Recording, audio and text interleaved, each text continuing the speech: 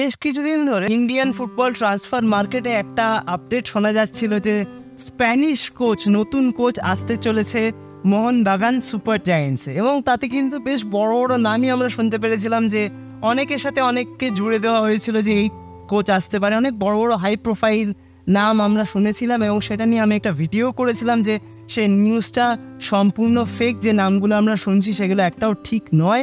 সেটা নিয়ে আমার একটা ভিডিও রয়েছে, তো পারলে সেই ভিডিওটা দেখে নিও। এবং আজকে এই মুহূর্তে দাঁড়িয়ে ইয়ান হিউম, পেলেনকোসো, সামিক দুতি এদের কথা বিশেষ করে খুব মনে পড়ছে।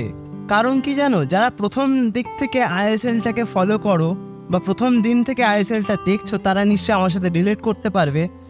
একজন স্প্যানিশ কোচ তখন কিন্তু এসেছিলেন এবং এসেই কিন্তু তিনি কলকাতার ফুটবল সমর্থকদের মন জয় করে নিয়েছিলেন। তখন আইএসএলে খেলা টিম অ্যাথলেটিকো দে কলকাতা, তাদের যে কোচ ছিল অ্যান্তোনিও লোপেজ হাবাস, তার চলে যাওয়ার পর কিন্তু আরও অনেক কোচ এসেছে এবং তার মধ্যেই কিন্তু তার নামটা সবচেয়ে উজ্জ্বলভাবে এখনও অনেক ভারতীয় ফুটবল সমর্থকদের মনে রয়ে গেছে।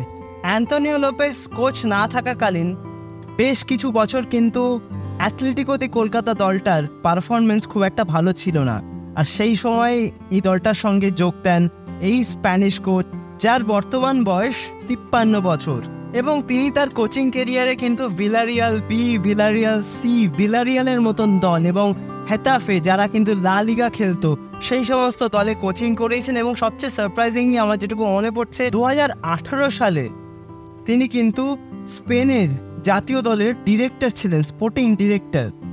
তো সেই জোসে ফ্রান্সিসকো মোলিনা আবারও ফিরছেন আইএসএলে তার জাদু দেখাতে। যেভাবে তিনি সমস্ত ভারতীয় ফুটবল ফ্যানেদের মন জয় করে ফিরেছিলেন, সেই স্মৃতি নিয়ে কিন্তু তিনি আবারও ভারতবর্ষে ফিরছেন।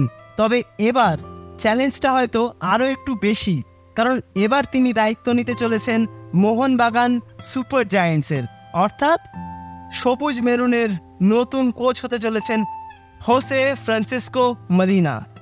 মানে ইটস টোটালি আনএক্সপেক্টেড। মানে স্প্যানিশ কোচ শোনা যাচ্ছিল, বাট সেটা যে মলিনা হবেন সত্যি ভাবা যায়নি। আউটস্ট্যান্ডিং একটা মুভ আমার মনে হয়। যেহেতু আমি একদম প্রথম থেকে আইএসএলটাকে ফলো করি, আমি কয়েকটা ম্যাচ দেখেছিলাম বা সেই সিজনটা আমি দেখেছিলাম যখন মলিনা কোচিং করাতেন। তার ফিলোসফিটা কিন্তু অনেকটা অ্যাটাকিং, অর্থাৎ তিনি কিন্তু শুধু অ্যাটাকিং ফুটবল খেলেন না, তিনি কিন্তু ডিফেন্সটাকে সামলে নিয়ে তারপর কিন্তু অ্যাটাকিং ফুটবলটা খেলার চেষ্টা করেন। এবং তার গেম সেন্স, গেম রিডিং কিন্তু আমরা দেখেছি সেই মরশুমে দুর্দান্ত ছিল। এবং আমি একটা কথাই বলবো শেষে, যে একদম পারফেক্ট একটা রিপ্লেসমেন্ট।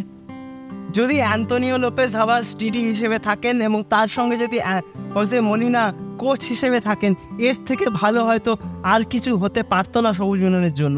দারুণ একটা সাইনিং আমার অন্তত মনে হয়েছে, দুর্দান্ত সিলেকশন। এখন দেখার ফরেন প্লেয়ার্স, যেটা নিয়ে কিন্তু আগ্রহ এখনও তুঙ্গে রয়েছে, তাদের কি আপডেট বেরিয়ে আসে। আশা করছি খুব তাড়াতাড়ি সেই আপডেটগুলো হয়তো বেরিয়ে আসবে। তো এই খবরটা শুনে তোমরা কতটা খুশি হয়েছো প্লিজ আমাকে অবশ্যই কমেন্ট করে জানিও। আর ভিডিওটা ভালো লাগলে লাইক, কমেন্ট, শেয়ার এবং সাবস্ক্রাইবটা করতে কিন্তু একদম ভুল করবে না।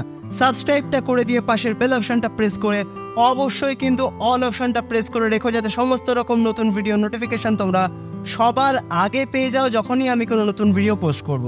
তো আজকের মতন ভিডিওটা তাহলে এখানেই শেষ করছি। দেখা হবে আবারও পরবর্তী ভিডিওতে, নতুন কোনো দিন, নতুন কোনো